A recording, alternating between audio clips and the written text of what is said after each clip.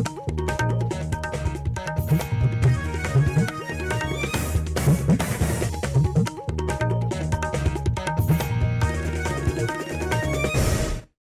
evening. This is Akashvani Kohima. I am Matsina reading you the news. The headlines. Union Health Ministry issues guidelines for hospitals on ICU admissions. Prime Minister Narendra Modi launches development projects at Kavaratti Island in Lakshadweep. Countrywide Truckers Strike called off. Government assures consulting stakeholders before implementing new law regarding hit-and-run cases. And over 1.64 crore Ayushman cards distributed across country during Viksit Bharat Sankalp Yatra. Now, the news in detail. Union Health Ministry has issued guidelines for hospitals on ICU admissions, directing them that they cannot admit critically ill patients in the intensive care unit in case of a refusal by them and their relatives. The guidelines for ICU admission and discharge criteria further clarified that the requirements for admitting a patient to ICU should be based on organ failure and the need for organ support or in anticipation of deterioration in the medical condition. It said blood pressure, pulse rate, respiratory rate, breathing pattern, heart rate, oxygen saturation, urine output, and neurological status, among other parameters, should be monitored in a patient awaiting an ICU bed. The guidelines have been developed by 24 eminent physicians, including experts from Dubai and Canada, who have also recommended that critically ill patients should not be admitted to ICU if any disease has a treatment limitation plan. Besides, anyone with a living will or advanced directive against ICU care and also terminally ill patients with a medical judgment of futility should not be admitted to the ICU. It also said that those with low priority criteria in a pandemic or disaster situation where there is resource limitation should not be admitted to ICU. For ICU discharge criteria, the guideline includes the return of physiological aberrations to near normal or baseline status, reasonable resolution and stability of the acute illness that necessitated ICU admission, and patient and family agreeing for ICU discharge for a treatment-limiting decision or palliative care. Prime Minister Narendra Modi today launched and laid the foundation stone of development projects worth 1,156 crore rupees at Kavaratti Island in Lakshadweep. He said all efforts are being made by the government to bring Lakshadweep to the forefront of the international tourism map. Modi said construction of water villa projects are currently underway at Kadamat and Suheli Islands. The Prime Minister dedicated to the nation a submarine optical fiber cable project connecting Kochi and Lakshadweep Islands, a low-temperature thermal desalination plant for Kadamat, a drinking water distribution project, and a battery-backed solar power project on the occasion. He also inaugurated the newly built administrative block and an 80-man barrack at the Indian Reserve Battalion complex in Kavaratti. Modi laid the foundation stone for the renovation of the primary health care facility at Kalpeni and for the construction of model Anganwadi centers in the islands of Androth, Chetlat, Kadamat, Agati and Minikoi.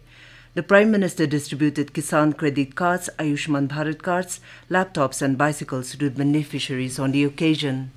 The Countrywide Truckers Strike has been called off as the government assured that it will consult stakeholders before implementing new law regarding hit-and-run cases.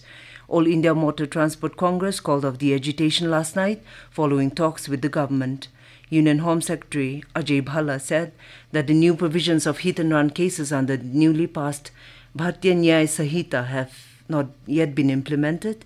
He said the government will have a discussion with All India Motor Transport Congress representatives and then only it will take a decision. The protest was over the Section 106 Clause 2 of Bharatiya Nyaya Sanhita, which has provisions for strict penalty in hit-and-run cases. Under the new law, hit-and-run cases can attract up to 10 years in jail and a fine of 7 lakh rupees against the current penalty of up to 2-year jail term and a lighter fine. The maximum punishment of 10 years will kick in where the offender has caused death through rash driving and decamped without reporting the matter to the police. The truckers, cab drivers and others operating commercial vehicles are questioning how they will pay such a steep fine in case they meet with an accident. Government has distributed over 1 crore 64 lakh Ayushman cards across the country during the Viksit Bharat Sankalp Yatra. Ayushman cards ensures a health cover of 5 lakh rupees per family per year. Viksit Bharat Sankalp Yatra was flagged off by Prime Minister Narendra Modi on 15th November last year from Khunti, Jharkhand. Information and Broadcasting Ministry said more than 9 lakh people were given access to clean cooking fuel under Pradhan Mantri Ujjwala Yojana. The ministry informed that more than 6.7 lakh street vendors were given working capital loan under the Prime Minister's Street Vendors Atma Nirbhar Nidhi. The Viksit Bharat Sankalp Yatra aims to cover over 2,60,000 Gram Panchayats across the country by 25th of this month. It also aims to raise awareness of various welfare schemes launched by the government through outreach activities. This is a broadcast of Akashvani Kohima. You can also listen to this news bulletin on News on Air app and YouTube channel AIR News Kohima. Prime Minister Narendra Modi addressed a mass gathering of over 2 lakh women from various walks of life in Thrissur this afternoon. The meeting was titled Stri Shakti Sangamam, organized by the Kerala unit of BJP to congratulate Modi for successfully passing the Women's Reservation Bill in both houses of Parliament. Thousands of people gathered on both sides of Swaraj Round in Thrissur to have a glimpse of the Prime Minister as he went around the town as part of the road show. A large number of women, including MP P.T. Usha, actress Shobhana, participated in the meeting. Union Minister for Petroleum and Natural Gas, Hardeep Singh Puri, has said that a total of 22 countries and 12 international organizations have so far joined the Global Biofuel Alliance, launched by Prime Minister Narendra Modi during the G20 summit in New Delhi. He said the number of countries is also increasing for this alliance. Addressing media on the achievements of his ministry, Puri informed that with the biofuel succeeding in India, the country is slowly heading in the direction of biofuel acceptance as a traded commodity. Global Biofuel Alliance is an India-led initiative to develop an alliance of governments, international organizations, and industry to facilitate adoption of biofuels.